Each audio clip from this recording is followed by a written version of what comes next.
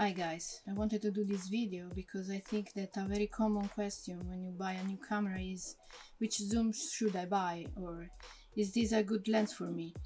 Fujifilm cameras usually come in bundle with this zoom, the XF80-55. Some other camera come in a bundle with the XC16-50 and more recently with the XC15-45. So Fuji users just buy directly a body with a prime, so Fuji users buy a zoom after some time because they think they need one. I started out with Fuji with an XE1 and the 18-55. It's one of the best kit zoom lenses I have ever seen, but I found myself using only the primes. And since it was missing a bit of a wide angle for a generic holiday zoom, I sold it. Later on, I bought these two lenses used. This one, the 60-50mm XC,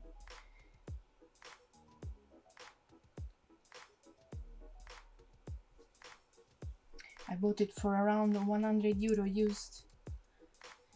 It's stabilized, and this is the version 2 because this lens has two versions. The other one is the XC 15-45mm OIS piezo. Like the other one, this has an aperture that goes from 3.5 to 5.6.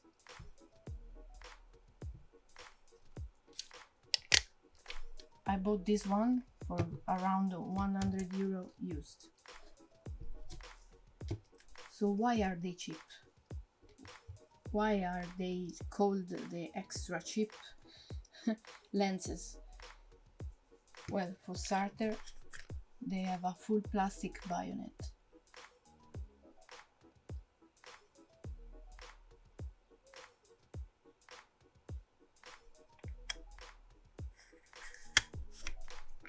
They are plasticky.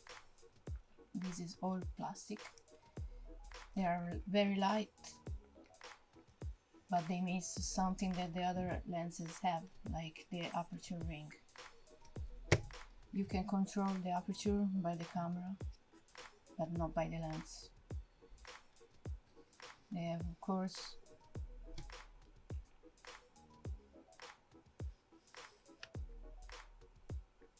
the zoom and the focus ring.